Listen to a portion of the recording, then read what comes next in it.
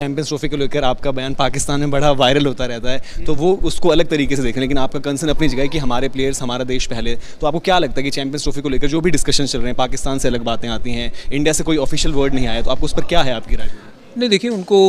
वो जो बोलते हैं वो उनको ठीक लगता है, और ऑब्वियसली जो हमें ठीक लगता है हम अपना पक्ष रखते हैं। मुझे लगता है कि थोड़ा सा सिक्योरिटी के कंसर्न्स जो हैं वो तो रहे ही हैं वहाँ पे, और अगर सिक्योरिटी वहाँ पे नहीं होगी प्लेयर्स की तो फिर तो मुझे नहीं लगता है कि टीम को जाना चाहिए। अगर वो कहते हैं कि टीमों को फुल सिक्योरिटी दी जाएगी और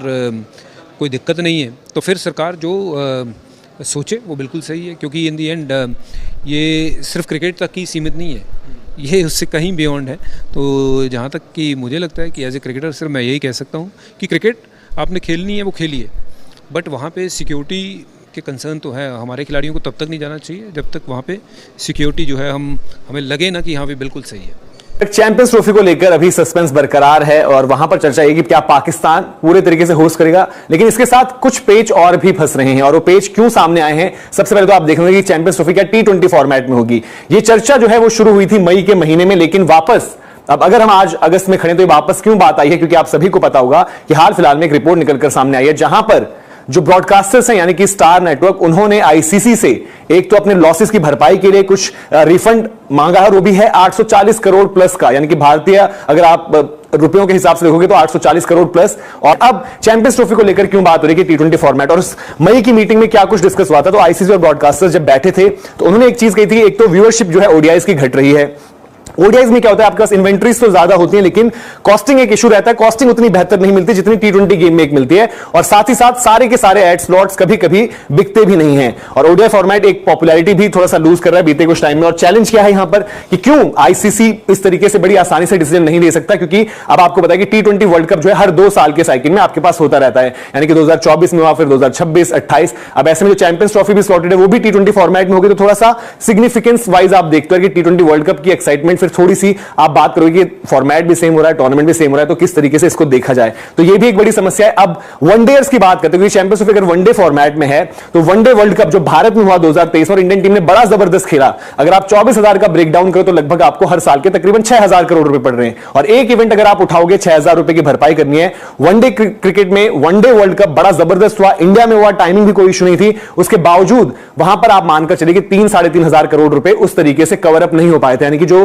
वहां पर रेवेन्यू जनरेट करना था वहां पर भी 2,500-3,000 करोड़ रुपए रह गए। तो हर साल वो नुकसान भी ब्रॉडकास्टर्स को झेलना पड़ रहा है। इसी वजह से न सिर्फ वो चाहते हैं कि जो 840 करोड़ वहां से माफ कर दिए जाएं जो T20 वर्ल्ड कप में नुकसान उनका हुआ है, साथ ही साथ वो इस डील को भी जो है रीनेगोशिएट करना चाहते हैं, यानी कि उसको दोबारा से चाहते हैं कि उसको एक सही आकलन करते हुए वहां पर एक कदम लिया जाए। तो ये पूरी की पूरी अपडेट थी। हालांकि चैंपियंस ट्रॉफी क्या T20 फॉर्मेट में होती है, यहां पर जैसे बोला कि पेज फंसे हुए हैं, अभी भी मई में एक डिस्कशन हुआ था लेकिन उसके बाद उस तरीके की चर्चा नहीं रही है। लेकिन क्योंकि रिपोर्ट सामने आएगी कि इस तरीके से T20 वर्ल्ड कप में भी इतना भारी नुकसान हो गया ब्रॉडकास्टर्स को, और क्रिकेट कहीं ना कहीं ब्रॉडकास्टर्स ही एक तरीके से जो मनी पंपिंग करते हैं वही लोग कर रहे होते हैं, और उनको अगर नुकसान होगा तो अल्टीमेटली वो भी सफर करेंगे और फिर थोड़ा सा क्रिकेट भी सफर करेगी। तो ये एक बहुत बड़ा फैक्टर था। अब लेट्स सी इस पर किस तरीके से फैसला लिया जाता है। इंडिया के मायना साबका स्पिनर हरभजन सिंह ने एक बार फिर चैंपियन ट्रॉफी 2025 को लेकर पाकिस्तान के खिलाफ जहर उगलना जो है वो शुरू कर दिया है। चैंपियन ट्रॉफी आइंदा बरस जो है वो फरवरी मार्च में पाकिस्तान में खेली जानी है, और तमाम टीम्स पाकिस्तान में